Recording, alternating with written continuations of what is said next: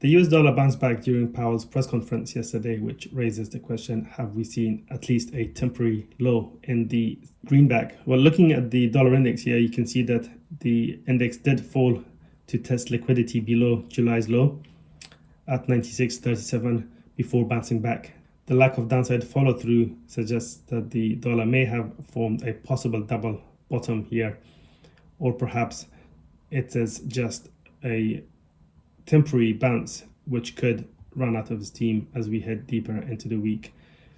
In any case, more evidence is needed before one can turn bullish on the greenback. But for the time being, we are looking at some key levels, and depending on what happens here, that could determine the near-term direction for the dollar. But insofar as the longer-term outlook is concerned, with the Fed easing now, it would take stronger than expected data, a string of stronger than expected economic data, I should say, to turn the tide in the favor of the US dollar. So let's look at a few levels here. The key level now that needs to hold is really at 97.07, marking Wednesday's high, which is obviously the post FOMC high.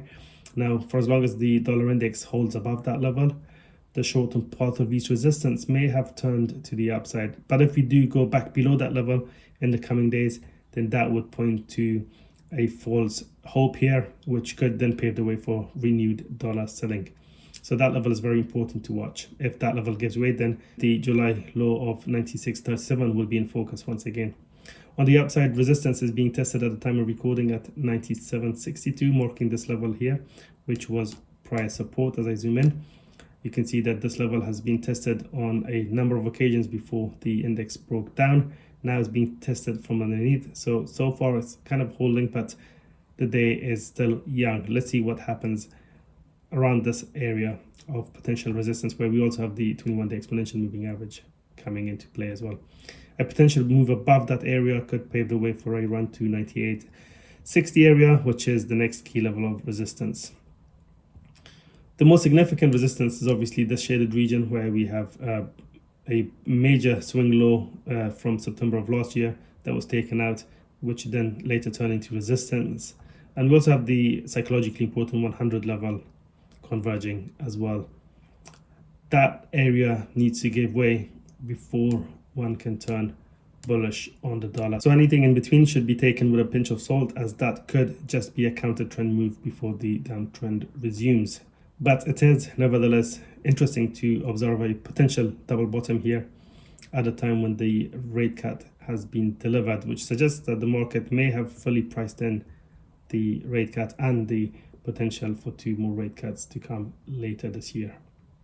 Interestingly, gold has turned lower on the back of the FOMC rate decision, which is hardly a surprise given that the US dollar has bounced back as well. Now, the dollar is very important for the volatility in gold, given that the precious metal is priced in the US dollar. So from that point of view, it makes sense that the gold price is lower as the US dollar finds its feet once again.